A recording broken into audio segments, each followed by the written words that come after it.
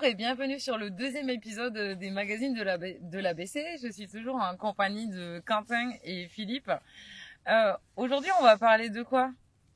Donc aujourd'hui, on a un exposé d'un expert qui est Mathieu Marguerie du Sud-Est, et puis de deux agriculteurs, un de la Meuse et l'autre du Gers. Gers, voilà.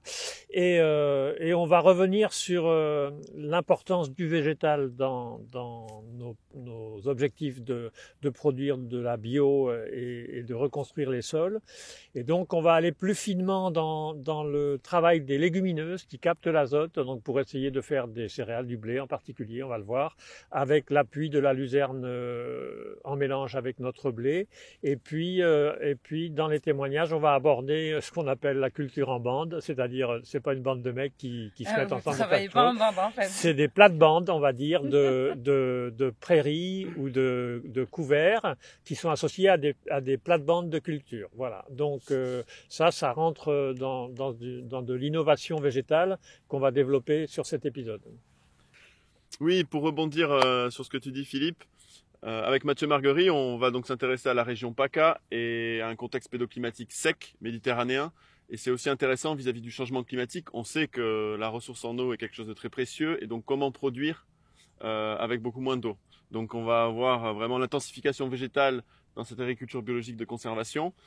Et on aura aussi des exemples avec les interviews qui vont suivre d'agriculteurs de mise en œuvre de l'ABC, notamment vis-à-vis des couverts végétaux. Des couverts végétaux et du lien aussi avec l'élevage qu'on verra dans le Gers avec François Coutan. Donc on peut y Et aller. donc Mathieu, on va regarder son reportage. Il va nous faire part donc de son expérience sur justement l'importance donc du végétal et de la culture associée, si j'ai bien tout compris. Voilà, exactement. C'est parti. Bonjour à tous, de loin. Désolé de ne pas pouvoir être avec vous aujourd'hui. J'espère que vous m'entendez bien. Donc moi, je suis Mathieu Marguerie, donc je travaille à AgriBio 04, c'est le groupement des agriculteurs bio des Alpes d'Haute-Provence. Et donc, on travaille avec les agriculteurs bio, beaucoup évidemment, sur les questions d'agriculture biologique, de conservation des sols, dans un contexte agronomique et climatique qui est très particulier, qui est celui du pourtour méditerranéen. Ce que je vais vous montrer aujourd'hui là en 30 minutes, enfin même un peu moins, parce que si on peut échanger ensemble après, c'est top. C'est où est-ce qu'on en est justement en ABC, en PACA. Alors, je vous ferai un petit mot du contexte climatique et agronomique parce que on est dans un contexte assez particulier. Et puis après, les stratégies et les réflexions. Donc, à la fois, je vous présenterai des résultats d'essais qu'on a fait avec les producteurs, chez les producteurs, et puis des réflexions aussi, où sont les réflexions, parce que je pense que c'est important aussi de vous partager ça. Donc, on va parler des couverts annuels et les stratégies de couverts annuels dans des conditions climatiques assez limitantes.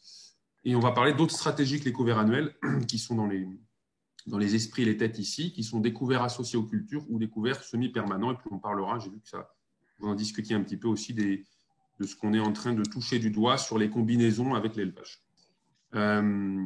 Les résultats que je vais vous présenter, juste parce que c'est important de le citer, ils sont issus d'un programme qui se termine, qui a été financé par l'Europe, là, qui s'appelait la gestion des couverts végétaux sans herbicides en PACA, qui rassemblait tous les partenaires que vous voyez en haut, là, ici. L'objectif du programme, si vous voulez, c'était déjà d'évaluer un petit peu les services apportés par les couverts, notamment les couverts annuels, et les performances de ces couverts en conditions climatiques locales. Et puis après, d'avoir des essais un petit peu plus, pas faire que de la génétique des couverts, hein, mais aussi d'avoir évidemment des essais un peu plus risqués sur des itinéraires techniques qu'on peut qualifier d'innovants pour l'insertion des couverts végétaux dans les rotations. Donc, soit dans des lycées agricoles, soit chez les producteurs aussi, parce qu'on a la chance, comme partout en France, d'avoir des producteurs bio qui sont aventureux sur ces questions-là. Puis évidemment, on avait toute une partie machinisme, puisqu'il s'agissait de réguler les couverts végétaux en bio, sans herbicides. Donc, toute une partie machinisme, conception de machinisme qu'on a travaillé notamment avec l'atelier paysan que vous connaissez sans doute. Juste 2-3 mots sur le contexte agronomique. Donc, on est en Provence sur des systèmes donc à dominance argilo-calcaire, des pH assez importants, généralement supérieurs à 8. On a des potentiels de rendement qui peuvent être qualifiés de limités par rapport à d'autres régions, en tout cas, par le type de sol et surtout par le climat. Pour vous donner un ordre de grandeur, les blés tendres, on est autour, en moyenne, ça dépend évidemment beaucoup des années, des exploitations, des choix techniques, mais on est autour de 35 quintaux en irrigué, 35-40 quintaux en irrigué, et 40, c'est vraiment le bon. Et sans irrigation, entre 15 et 25 quintaux, avec une énorme variabilité.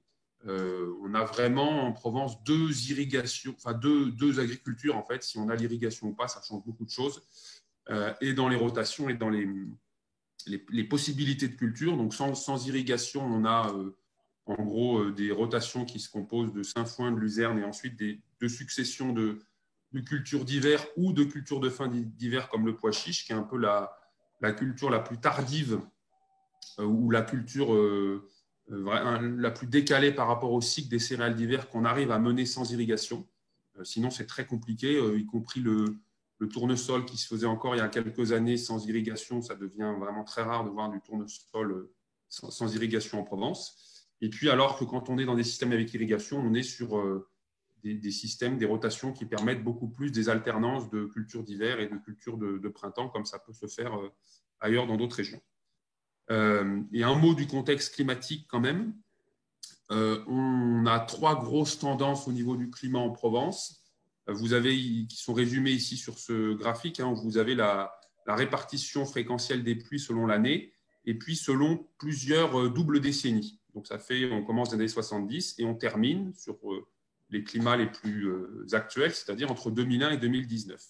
Ce qu'on voit globalement, c'est qu'on a une diminution très forte des pluies d'été et de fin d'été, c'est-à-dire que août-septembre, qui étaient des mois historiquement avec une pluviométrie bien répartie, deviennent des mois secs, voire très secs.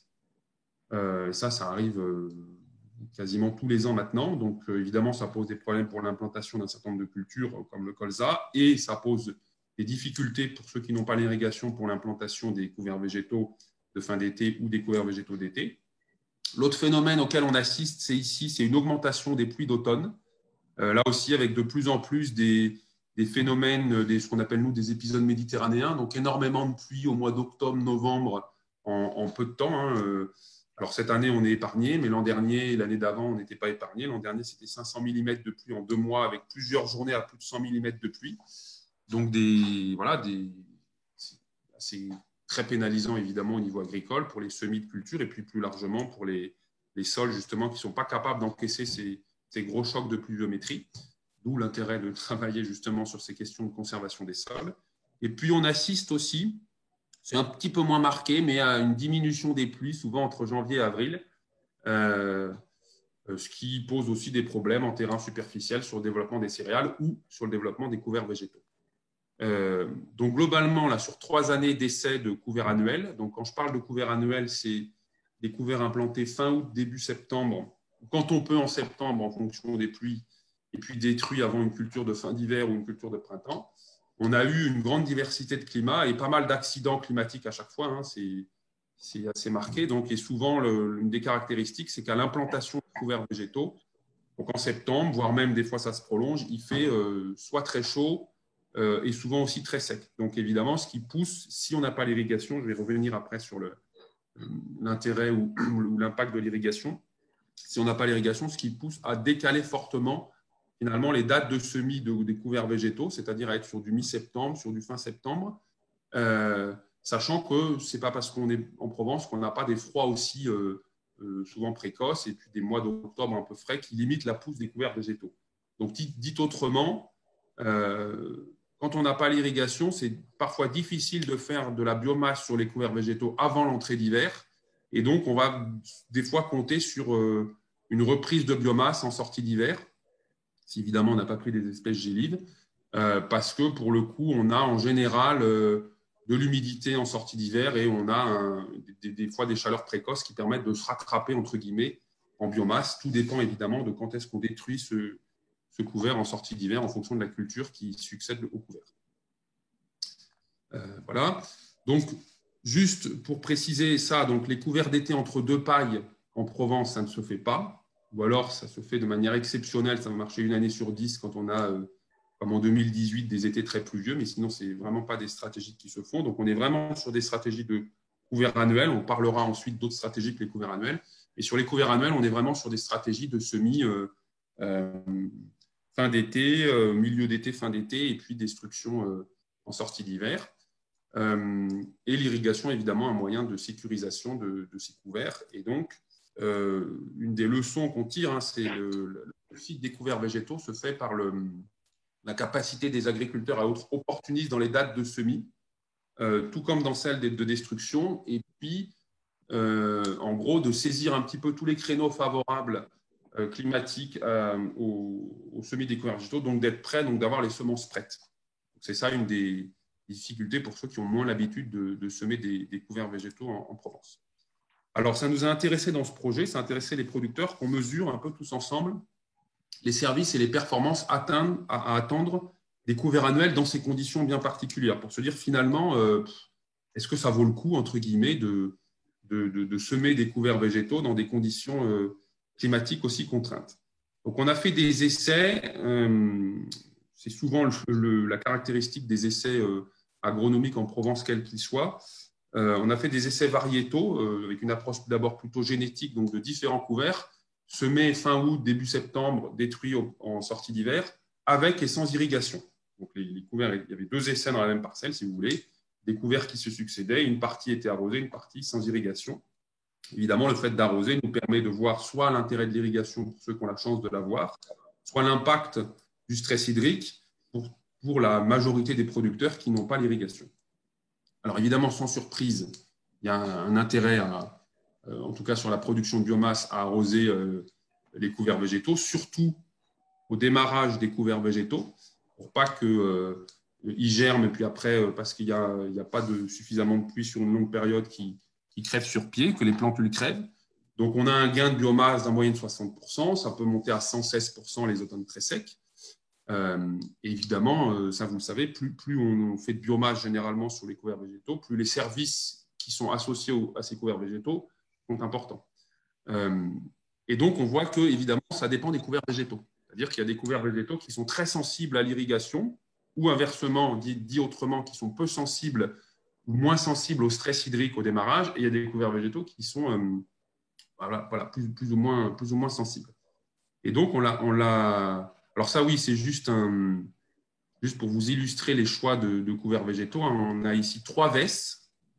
L'ERS, qui est une vesse endémique de Provence, adaptée au sol calcaire, au sol séchant, qui est assez rustique, c'est-à-dire qu'il ne fera pas d'énormes biomasses, mais qui sera capable de faire un minimum dans des contextes difficiles. Donc, elle est intéressante pour ça. Et puis 2 vesses, la vesse Barbicos et la vesse Maria. La différence, c'est que la vesse Barbicos, c'est une vesse grise d'hiver, donc qui est capable de continuer à faire un peu de biomasse l'hiver, et surtout qui va généralement pas geler, même s'il fait -8, -9, ça passe à peu près l'hiver.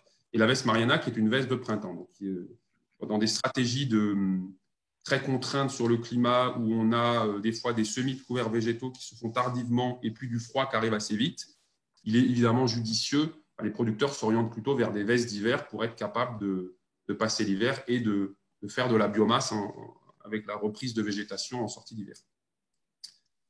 Donc, on a cartographié de cette manière-là les couverts végétaux et l'impact du stress hydrique sur les couverts végétaux. Donc, comment se lit ce graphique? Vous avez ici la biomasse des couverts en irrigué en fonction de leur biomasse sans irrigation. Sachant que le sans irrigation, c'est notre modalité avec du stress hydrique, alors plus ou moins marqué selon les années, mais avec toujours du stress hydrique sur les 3-4 années d'essai. Donc, plus les couverts sont vers le haut, un point c'est un couvert, plus ils sont vers le haut, plus ils sont capables de faire de la biomasse avec irrigation, et plus ils sont vers la droite, plus ils sont capables de faire de la biomasse sans irrigation.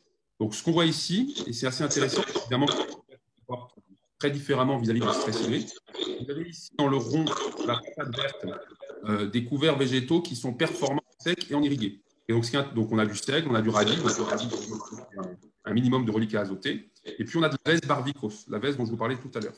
Et donc, on a des couverts végétaux ici, dans le rond rouge, qui sont tolérants à la irrigation et à potentiel de rendement moyen. Dit autrement, c'est des couverts qui ne vont pas faire des biomasses fantastiques, mais qui vont assurer un minimum avec et sans irrigation.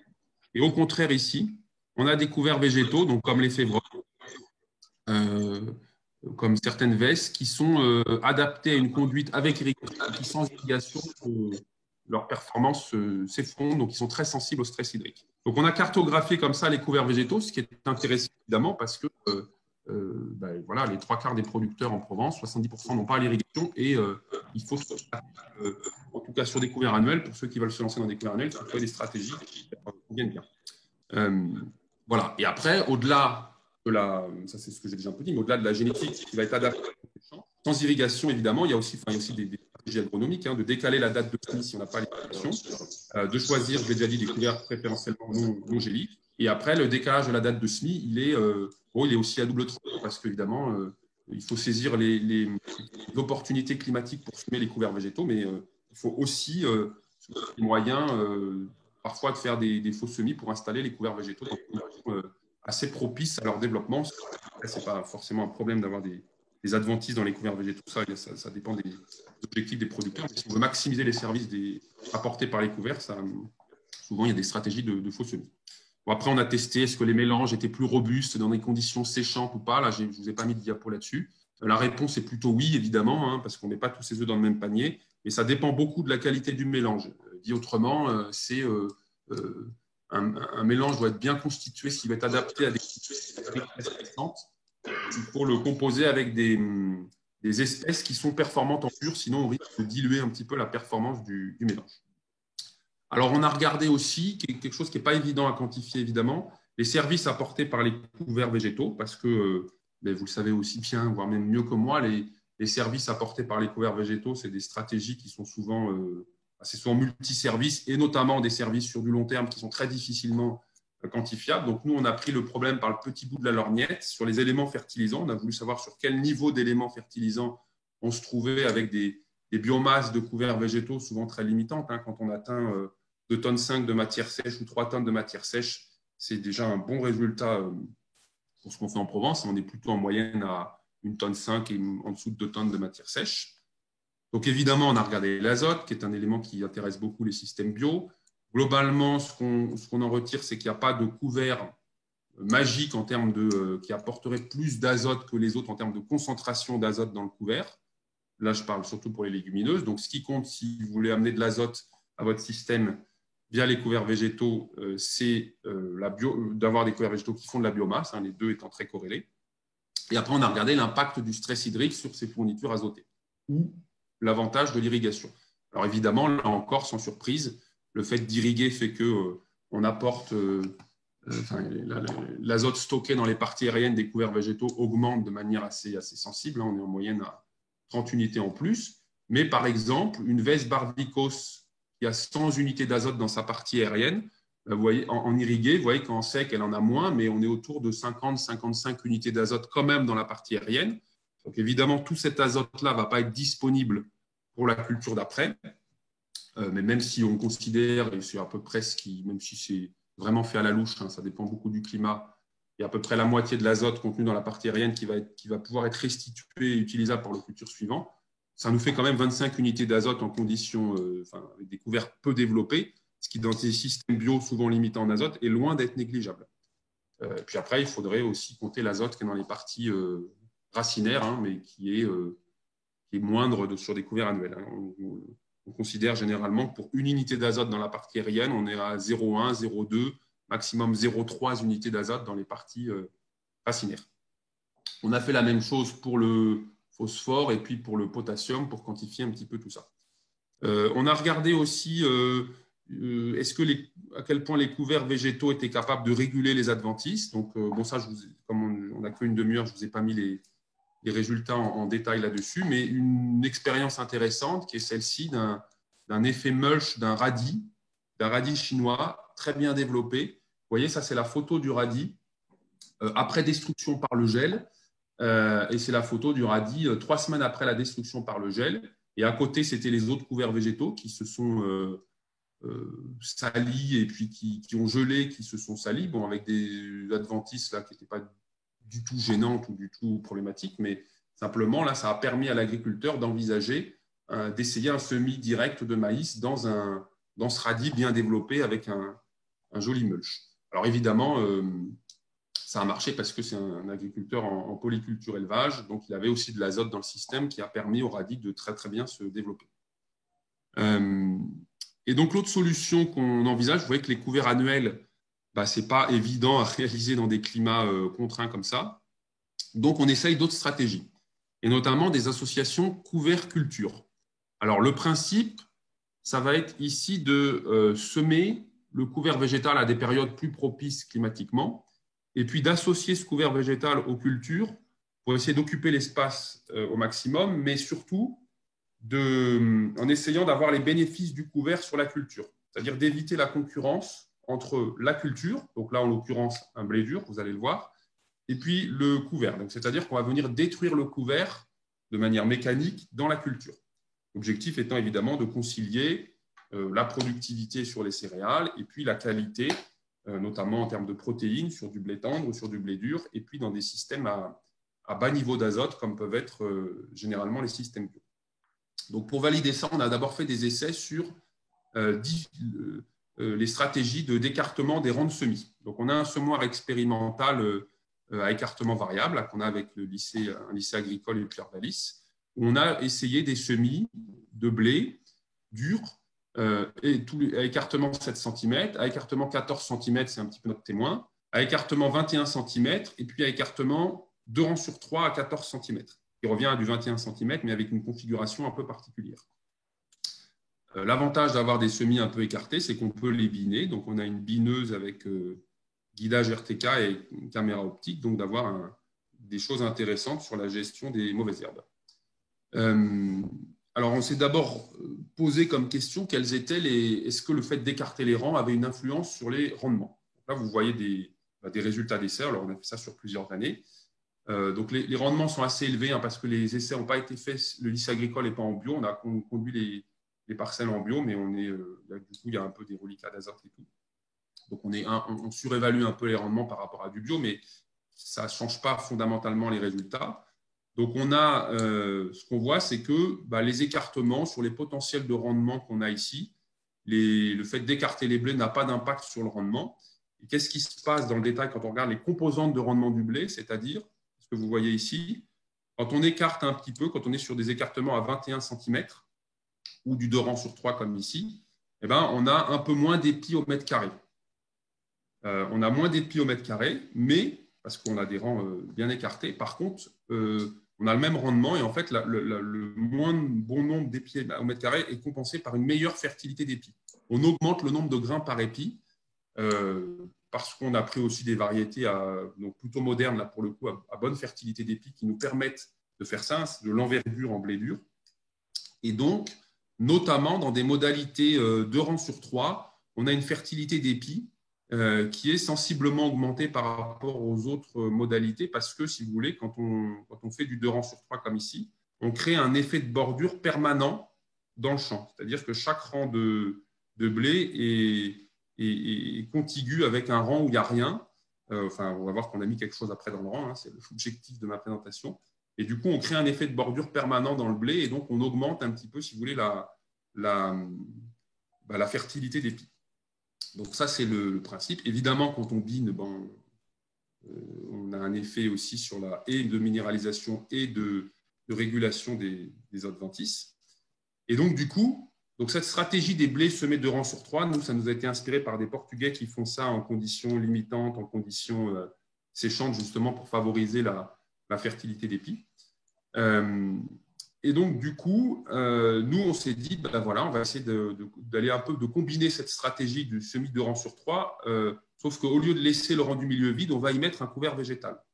Donc, c'est ce que vous voyez ici avec un rang de févrole. Donc, vous avez en gros 2 rangs de blé, un rang de févrole, 2 rangs de blé, un rang de févrole. Alors, c'est semé en 2 passages, en fait. On pourrait le semer en un passage, mais là, avec le matériel disponible du lycée, on se met en 2 passages. Tout ça, évidemment, de l'agriculture de précision, donc au GPS RTK.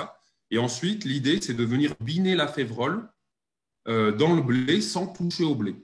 Donc, on détruire la févrole pour pour que l'azote contenu dans la févrole, même si la févrole, elle n'a pas une biomasse considérable, c'est du binage en général d'avril, faut déterminer la bonne date pour que justement la févrole ne concurrence pas le blé, notamment en termes hydriques, mais que du coup, quand on va la détruire, donc il faut la détruire suffisamment tôt pour ça, mais en même temps suffisamment tard pour qu'elle soit suffisamment développée, pour que quand on va la détruire, ça va amener de l'azote, notamment à la nutrition azotée de la fin de cycle du blé.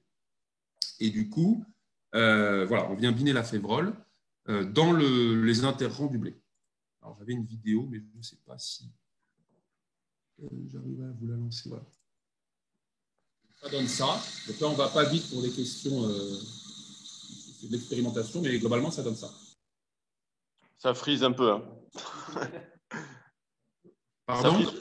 Non, je dis ça frise un peu. Bon, on voit quand même un peu bouger, mais voilà. Et j'en profite pour te dire qu'il reste 15 minutes. Voilà. D'accord, ok. Donc voilà en gros le concept que vous avez compris, même si n'est pas opérationnel. Donc les résultats, qu'est-ce qu'on observe sur ces essais? Déjà, on observe qu'on a mesuré l'indice de nutrition azotée à floraison, donc qui est un indice qui, en gros, pour le faire simple, nous quantifie si le blé est bien nourri en azote ou pas par rapport à la biomasse qu'il a développée. Donc ça va entre 0 et 1, voire même un peu plus. Plus on est proche de 1, mieux c'est. Plus le blé est bien nourri en azote. Plus on est proche de 0, moins le blé est nourri en azote. Alors évidemment, en conventionnel, les agriculteurs sont souvent à 1, voire même un peu plus, parce que des fois, il y a plus d'azote qu'il n'en faut. En bio, on est à 0,3, 0,4, 0,5. On n'a évidemment pas d'intérêt à être… on n'arrive pas à être au-dessus. Et puis après, si on a des blés trop nourris en azote, on crée plus de problèmes que de solutions. Mais ce qu'on voit, c'est que vous avez le blé seul ici, qui a une INN de 0,67. Le blé 2 rangs sur 3 biné, sans févrole au milieu. Vous voyez qu'on augmente la nutrition azotée. Donc ça, c'est l'effet binage et l'effet minéralisation. Et le fait d'y associer une févrole qu'on vient biner, on augmente encore notre nutrition azotée. Donc on a bien un effet, c'est une des questions qu'on se posait. Est-ce que ça vaut le coup de mettre une févrole au milieu, d'un point de vue azote et nutrition azotée du blé, ou est-ce que finalement, cette petite févrole qui fait à peine 1 tonne de matière sèche à l'hectare, elle n'a pas d'effet sur la nutrition azotée du blé? La réponse est qu'elle a un effet sur la nutrition azotée du blé. Et quand on regarde après les résultats sur le rendement et la qualité de ça, ce qu'on observe, donc c'est le tableau que vous avez ici, mais je vais vous montrer un graphique, vous allez un peu mieux voir. Vous avez ici le gain de rendement, le gain de protéines, pardon, de cette culture, de cette pratique-là. Donc, c'est le taux de protéines de notre févrole biné moins le taux de protéines de la céréale en pur, en témoin à côté, en fonction du gain de rendement. Donc, gain de protéines en fonction du gain de rendement. Vous voyez que sur 3 à 4 années d'essai, bon, on a un peu de tout. On a des situations, et c'est celle-là qui nous intéresse, dans lesquelles on gagne en rendement et en protéines. Donc ça nous intéresse parce que c'est pour des cultures associées, c'est nouveau, parce que d'habitude, on récolte la culture et puis on fait plus de rendement sur la céréale parce que on a une concurrence qui s'est installée avec la févrole qu'on va récolter ou une densité de semis de la céréale qui est moins importante, donc des blés mieux nourris en azote. Là, on arrive à avoir les deux par la destruction, par le binage de la févrole.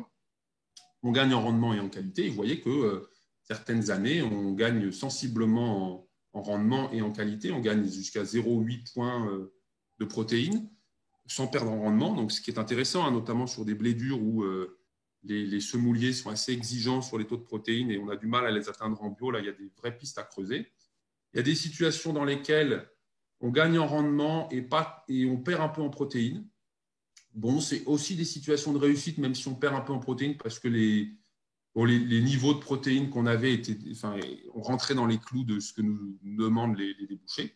Et puis, il y a des situations qui sont quand même encore assez nombreuses où on perd sur les deux tableaux. Enfin non, où on gagne en protéines, mais on perd en rendement. Bon, alors là, dans ce cas-là, il n'y a pas trop d'intérêt de la pratique, si ce n'est qu'on gagne en protéines, mais bon, on perd en rendement, ce n'est pas l'objectif.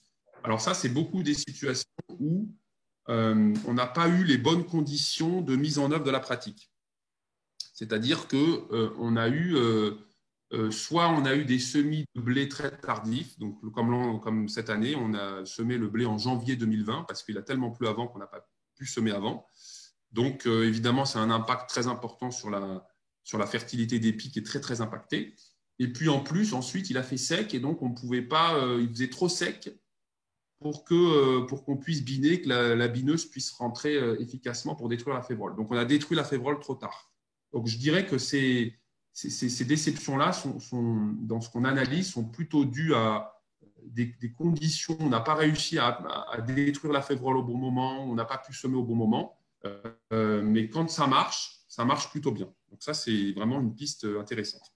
Alors, les pistes pour poursuivre cette pratique, on veut essayer avec d'autres variétés de blé, évidemment, parce que là, on a essayé avec de l'envergure, qui est une variété de blé dur qui a une bonne fertilité d'épis, donc qui va bien se comporter pour justement augmenter sa fertilité d'épis, mais ça ne va pas être le cas forcément pour toutes les variétés. Ce n'est pas forcément la variété la plus adaptée en blé dur bio. Et puis, on veut essayer aussi avec d'autres couverts, notamment des couverts peut-être plus couvrants et qui font plus de biomasse que la févrole. Donc, on a commencé à essayer avec de la veste aussi. Et puis, l'autre piste aussi, évidemment, c'est que pourquoi on se dit, évidemment, pourquoi est-ce qu'on ressème des couverts végétaux tous les ans? Et donc, ce qu'on va essayer, c'est la méthode dont vous avez sans doute entendu parler, là, qui a été développée par Régis Elias à Arvalis, pas très loin de chez vous, là, dans le sud-ouest, pas très loin de où vous êtes, qui consiste à tondre des luzernes dans les interrangs du blé. Donc, à tondre et à réguler un couvert permanent dans du blé. Donc, ça, on va avoir un site d'essai dès 2021 à l'Île-sur-Sorgue, à côté d'Avignon. Et donc, ça me permet de faire la transition avec la question des couverts semi-permanents, puisque là, on était plutôt dans des stratégies de couverts annuels. Alors, vous voyez, différentes stratégies de couverts annuels. Et donc, d'essayer les couverts semi-permanents, puisque c'est ce à quoi aboutit la réflexion de pas mal de producteurs, et où ils se disent, mis à part la solution de binage de févrole, sinon, mettre en place des couverts végétaux tous les ans, c'est pas évident dans nos climats. Donc, il y a des producteurs qui s'essayent aux couverts semi-permanents. Donc là, par exemple, vous avez ici un producteur donc, qui est à Fort-Calquier, en Haute-Provence, qui a semé un blé bio, donc plutôt à paille haute, Corazan, donc un blé dur, derrière une prairie qui a été scalpée avec un mini labour. Il voulait éviter le labour, mais les conditions d'humidité faisaient qu'un deuxième scalpage n'était pas possible. Parce qu'encore une fois, on a souvent de l'humidité, on a souvent des automnes pluvieux. Donc la luzerne, malgré ce petit labour, la luzerne est repartie sous le blé. Le rendement, 23 quintaux hectares. Donc c'est pas, ça peut vous paraître pas beaucoup, mais pour cette variété-là, c'est bien. D'ailleurs, c'est le même rendement que ce qu'on a fait sur cette même variété dans nos essais en micro-parcelles avec Arvalis, derrière luzerne, mais cette fois-ci avec labour. Donc la technique n'a pas pénalisé le rendement du blé. Parce que aussi, on n'a pas eu un printemps pluvieux qui a fait que la variété, que la luzerne n'est pas trop repartie au printemps. Et donc, cette luzerne a redémarré l'été. Et puis, c'était assez épars. Je ne sais pas si pour ceux qui ont l'œil, on voit un peu des plants de luzerne. Et pour compléter et boucher les trous, l'agriculteur est venu sursemer en direct un couvert végétal d'herse, radis et d'avoine fin août pour vraiment avoir une couverture du sol la plus optimale possible. Son but, c'était de se prémunir des risques d'érosion et ça a marché puisque c'est cet hiver-là, on a eu 500 mm de pluie en 2 mois, donc plusieurs journées à plus de 100 mm de pluie sur un sol sableux, pentu, qui a été repris il n'y a pas longtemps et qui sort de pas mal d'années de courges un peu intensives, donc de travail du sol assez intensif, donc un sol dit autrement très sensible à l'érosion. Malgré cette petite biomasse, 0,5 tonnes de matière sèche à l'hectare, ça a suffi à ce qu'il n'y ait pas du tout d'érosion. Donc voilà, en fonction des objectifs, on ne vise pas forcément une biomasse à tomber de la chaise. D'ailleurs, on n'a pas forcément les moyens d'avoir des grosses biomasses en Provence. Autre exemple, Damien Orsière qui est à Gap, qui avait fait un blé bio capot, donc derrière une luzerne scalpée à la herse rotative, 32 quintaux, 11% de protéines, ce qui était plutôt bien, un peu moins bien que ce qu'on pourrait appeler un témoin classique avec labour, mais vraiment pas trop mal. Et surtout, vous voyez, à la sortie, après la moisson, le redémarrage de la luzerne et un redémarrage d'une luzerne plus importante là où les chaumes avaient été fauchés. Donc, on a fait des modalités, chaume fauché, pas fauché. Évidemment, le fait de faucher les chaumes a redonné de la vigueur à la luzerne et l'a fait redémarrer. Vous voyez qu'on a quasiment le double de biomasse en luzerne, 1 mois et demi, 1 mois après la moisson, là où les chaumes ont été fauchés. Donc, ce qu'on en ressort en gros sur ces couverts semi-permanents pour le moment, c'est que le scalpage est assez efficace, plus que le fait de passer les disques.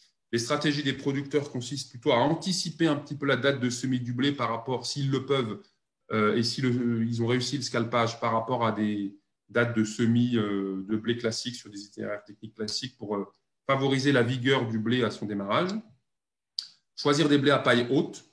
Alors, non pas qu'on se prémunit avec des pailles hautes de la concurrence avec la luzerne si la luzerne redémarre en cas de printemps humide, mais au moins, on n'est pas gêné à la récolte. Fertiliser des fois un peu plus précocement et un poil plus que d'habitude le blé par rapport à la luzerne pour favoriser sa croissance et sa compétitivité sur la luzerne. Et puis, donc, évidemment, ne pas déchaumer après moisson, la broyer après moisson pour lui redonner un petit peu de vigueur.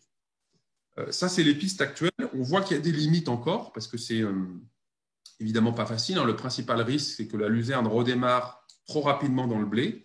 Donc, on est en train de réfléchir. Alors, pour le moment, c'est à l'état de réflexion sur la génétique. Est-ce qu'il n'y a pas des leviers génétiques à travailler à la fois sur le blé et la luzerne pour éviter la concurrence entre le blé et la luzerne et puis, du coup, limiter la régulation mécanique parce que voilà, le système de tonte ne va pas forcément convenir à tout le monde, à toutes les exploitations, etc.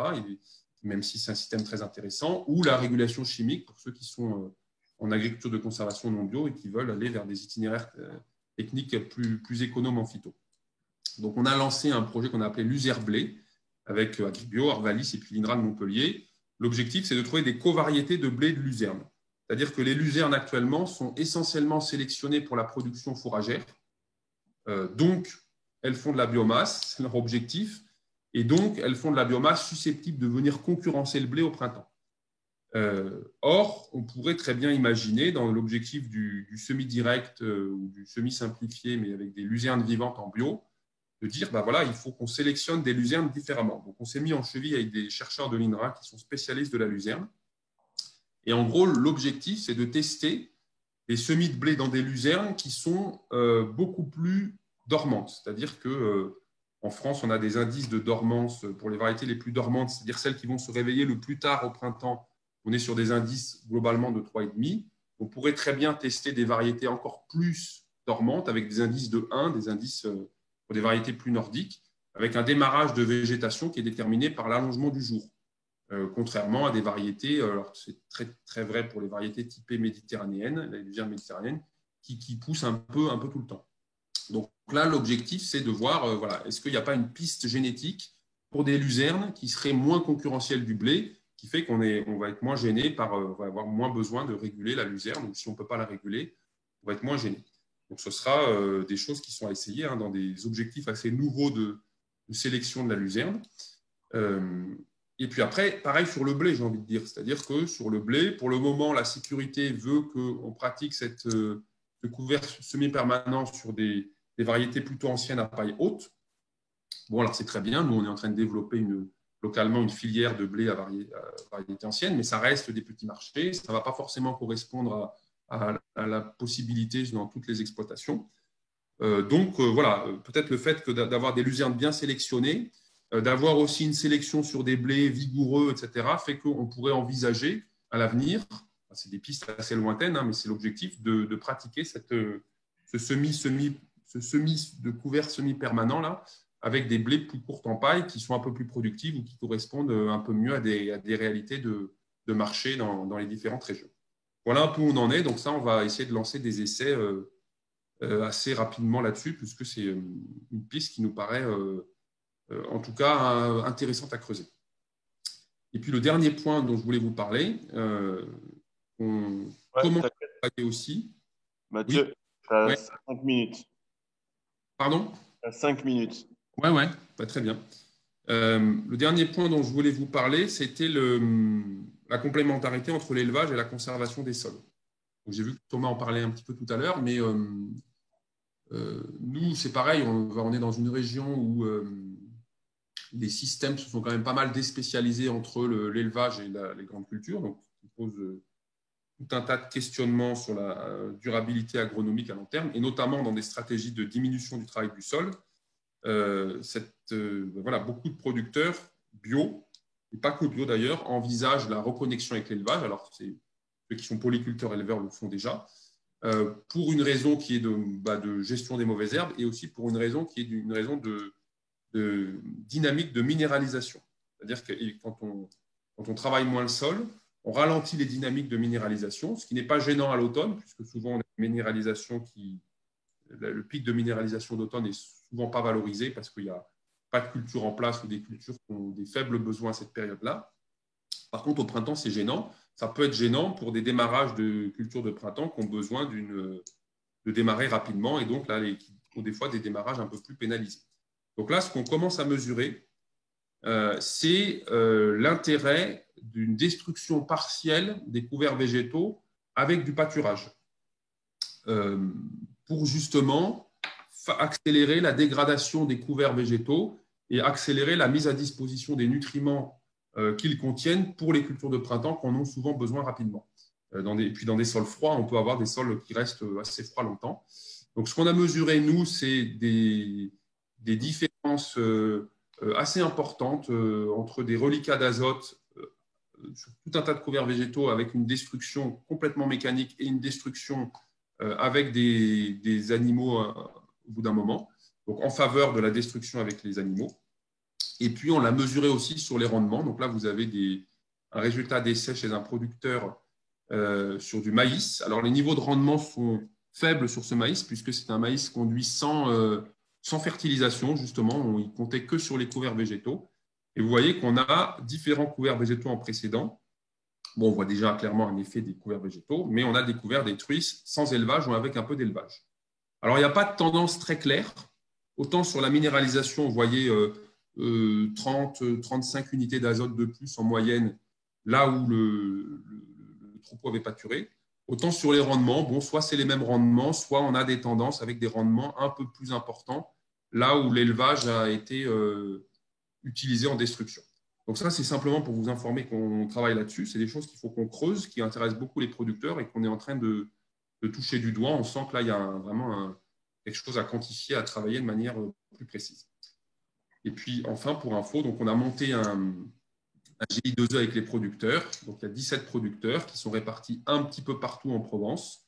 Ça va de systèmes rizicoles en Camargue à des systèmes avec de l'élevage vers Gap, justement pour échanger sur ces questions d'agriculture biologique, de conservation dans le climat méditerranéen, avec des tours de plaine, de l'expérimentation partagée, des investissements en commun, etc. Donc, on aura, et puis des échanges extérieurs aussi. Ça intéressera, je pense, beaucoup nos producteurs d'échanger aussi avec vous sur ce qu'ils font, sur les initiatives. Donc, voilà. Et puis, si ça vous intéresse, on vous tiendra bien sûr au courant d'un petit peu tout ce qui se passe dans ce groupement.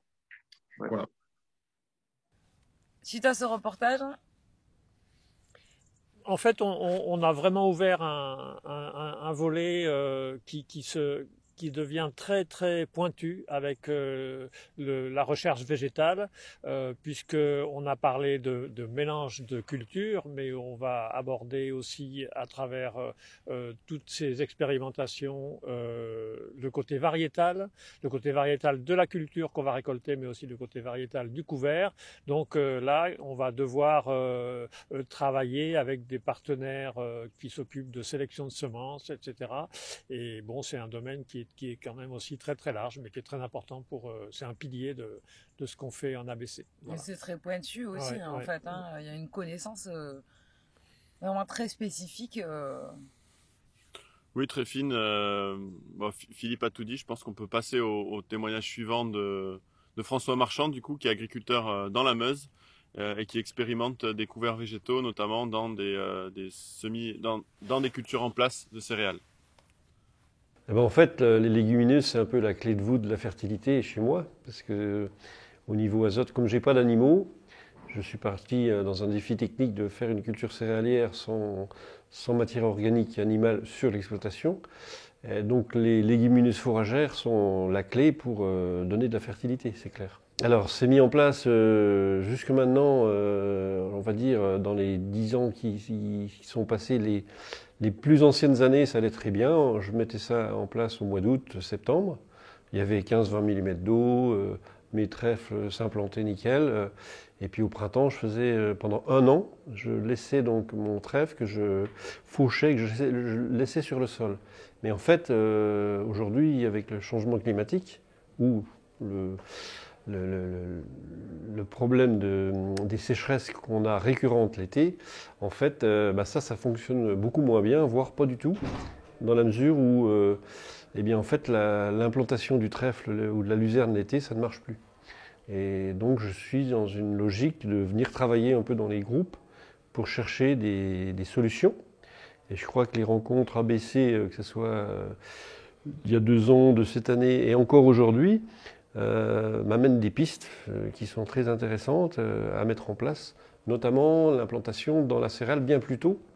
Et alors après, il y a aussi quelque chose d'important, c'est que moi j'étais parti sur exclusivement des trèfles, puisque j'ai une contrainte de drainage, et j'avais un peu un a priori, je m'étais un peu fermé la porte à la luzerne. Et en fait, des échanges que j'ai eus aujourd'hui me font dire que peut-être la luzerne serait plus favorable à ce que je recherche par rapport en termes de vitesse d'implantation et surtout de profondeur. Donc voilà où j'en suis aujourd'hui. Alors les types de trèfles, en fait, j'étais parti sur le trèfle violet. J'ai entendu dire ou lu dans des publications que certains implantaient les trèfles au printemps assez tôt, mais d'autres encore étaient un peu plus avant-gardistes et allaient jusqu'à implanter au moment du semis des blés, donc, mais avec un autre type de trèfle, avec du trèfle incarnat. Donc ça, c'est quelque chose que je vais tester. Le trèfle incarnat implanté avant l'hiver, s'il passe l'hiver chez moi, parce que je suis quand même dans une zone un petit peu plus froide de France, normalement est un petit peu avancé en termes de cycle par rapport au blé, et devrait fleurir avant le blé, et ne pas trop concurrencer le blé. Donc ça, c'est un test que je vais faire. Et puis, j'ai aussi eu quelque chose d'important, c'est que dans ma période, mon année de capitalisation de trèfle, incorporer des plantes dans le trèfle de façon à faire plus de carbone. Donc ça, c'est encore une autre logique qu'il faut que je travaille. Mais je n'ai encore pas la solution. Merci François pour ce témoignage. Des réactions? Oui, rapidement, donc François, merci pour ton interview, et c'est un très bon exemple de ce qu'on fait aujourd'hui, notamment avec plusieurs agriculteurs que je suis dans le Gers. C'est-à-dire qu'aujourd'hui, pour avoir un couvert végétal l'été, une des stratégies est effectivement d'implanter notre couvert dans la culture d'hiver, donc c'est-à-dire un blé qui a été semé octobre-novembre. On va venir implanter une plante l'année suivante, en mars-avril. Par là après, en fonction des régions, des contextes pédoclimatiques différents.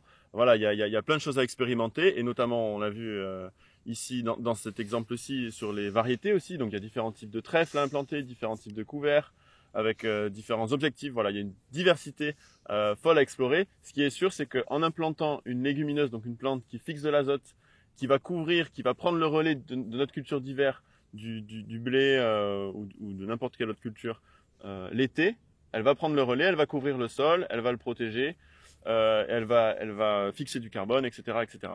Donc là, voilà, on avait un bon exemple, et on peut passer à l'interview. Oui, alors après, on a un témoignage maintenant de François Coutan, qui est un ancien de l'agriculture de conservation, un pionnier de l'agriculture de conservation dans le Gers, dans des conditions de sol très très compliquées, pentues, très argileuses, et qui a fait 20 ans d'agriculture de conservation des sols, donc avec du glyphosate et des couverts végétaux très abondants, qui est passé en bio il y a 4 ou 5 ans, et qui aujourd'hui est en pointe sur tout ce qui est arrivé donc des légumineuses mélangées aux cultures, donc la culture en bande dont on parlait tout à l'heure, et qui a participé. Alors c'est un peu aussi toute la démarche du groupe, de son groupe local, c'est que ils ont participé à la mise au point du semoir à disque incliné, donc qui a été développé ensuite par Oransan. Et puis les cultures en bande ne sont possibles que depuis la mise au point du Rollensem, dont je pense qu'il faudra faire tout un épisode rien que pour ces innovations. Et donc c'est grâce à ces innovations et ce travail de longue date qu'aujourd'hui on peut envisager des itinéraires techniques complètement innovants avec les cultures en bande ou le relais cropping, comme ils disent les Anglais. Voilà. Bon, direction le Gers alors, Philippe. Ok. Bon, François Coutan, je suis agriculteur dans le Gers, mais au sud-ouest du Gers, sur une exploitation de 128 hectares, aujourd'hui tout en bio, après un passe en 25 ans de semi-direct. Mais c'est quand même polyculture élevage parce qu'il y a 300 brebis et 5 bâtiments de poulets bio aujourd'hui. Je suis sur l'exploitation avec mon épouse, sur des terres avec beaucoup de coteaux, beaucoup d'érosion. Passage en semi-direct il y a 25 ans, suite à beaucoup d'érosion. C'est arrêt du labour, suppression du labour, donc 25 ans de semi-direct ensuite avec irrigation. Et pourquoi ne pas aller plus loin? Parce que quand même on avait de très bons résultats en semi-direct sous couvert vivant. Et du coup on est passé en bio en 2015 et aujourd'hui on veut transformer un peu l'essai quelque part de ce semi-direct parce que pour moi c'est une aberration comme il est fait, comme on le fait aujourd'hui dans le Gers avec tout ce travail du sol et toute cette érosion. Et donc se servir quand même de cet arriéré de semi-direct pour essayer de faire en bio. Et en bio, sans élevage, je crois que ça sera peut-être très compliqué, mais c'est pour arriver à trouver un équilibre, améliorer, être autonome sur mon exploitation et augmenter en plus la matière organique. On est quand même passé de 2 à 4% de matière organique en 25 ans. C'est pas énorme, mais c'est déjà beaucoup par rapport à beaucoup. Et alors aujourd'hui, notre thématique, ça serait même d'un côté avoir presque tout en prairie et travailler que des bandes, c'est-à-dire avoir des couverts permanents et travailler des bandes tous les 75 cm au strip-till et après désherber avec des bineuses rotatives quelque part qu'on appelle l'Orbis, le Rollensem. Et ça nous permettrait de faire beaucoup de cultures quand même à 75, c'est-à-dire maïs, tournesol, soja, qui est très important en bio, et même colza. Tout ça, ça va très bien. Et même, on s'essaie à faire du blé avec 3 rangs tous les 75 cm. Ça fait un écart de 45-50 entre les rangs, mais pourquoi pas, avec les avantages qu'il y a quand même, parce que le couvert, on n'est pas encore assez avancé, mais on fait des couverts de luzerne, parce que la luzerne, l'avantage, c'est qu'elle ne se déplace pas entre les rangs. Et du coup, c'est qu'elle apporte beaucoup d'azote, évidemment. Et donc, c'est très important pour nous bio, malgré que j'ai quand même du fumier. Mais aujourd'hui, je suis complètement autonome, même je suis excédentaire quelque part sur mon exploitation, parce que je consomme 300 tonnes d'aliments et je vends 300 tonnes de céréales pour l'élevage de poulets. Donc, je récupère, mais là, c'est la paille de mes champs que je récupère pour faire le fumier des volailles et des moutons. Les moutons sont complètement autonomes. Je n'achète rien à l'extérieur et je vends quand même tous mes poulets à l'extérieur et tous mes agneaux à l'extérieur. Et j'arrive à augmenter mon taux de matière organique. Mais je voudrais supprimer complètement l'érosion, c'est pour ça qu'on arrive à faire ce travail pas semi-direct, parce que ce n'est pas du semi-direct, mais de couvert permanent pour maintenir mes structures de sol. Et voilà, et aller plus loin, mais limiter au maximum l'érosion en bio. Voilà, un témoignage très complet, mais Philippe, vous m'avez pas parlé d'élevage en fait. Non, j'ai parlé surtout de tout le travail de François Coutan sur les améliorations de l'ABC.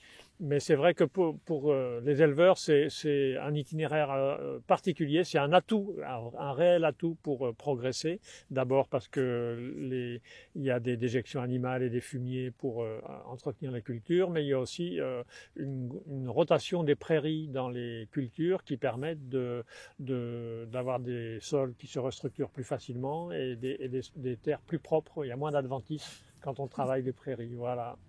Désolée. Donc je suis désolé d'avoir oublié ce... Oui, il n'y a pas de souci. Quentin? Oui, moi je peux rajouter que dans le Gers, effectivement, je rejoins François Coutan qui dit souvent que c'est compliqué en fait de faire de l'agriculture sans élevage dans le Gers. Donc ça dépend des terroirs et des pédoclimats. Mais tout de même, le Gers est aujourd'hui majoritairement en grande culture. Et en grande culture, je parle pour l'agriculture biologique. Et c'est vrai que l'élevage permet de valoriser des terres, permet de faire pâturer un couvert ou une culture qui a été ratée, permet d'ensiler, est un gros levier d'action. Ce qui ne veut pas dire, et on le verra aussi dans les prochains épisodes, qu'on peut et on l'a vu d'ailleurs, ça me fait penser à François Marchand qui a témoigné juste avant, qui est céréalier, on peut pratiquer l'agriculture bio de conservation sans être éleveur aussi. On peut annoncer l'épisode suivant. Oui, donc la semaine prochaine, pour l'épisode 3 du magazine de l'ABC, on va partir en Vendée, on va rencontrer Samuel Oyex et on va ensuite avoir le témoignage de Fred Barbeau et Stéphane Billotte. Donc on vous dit à très vite. Merci beaucoup. Merci.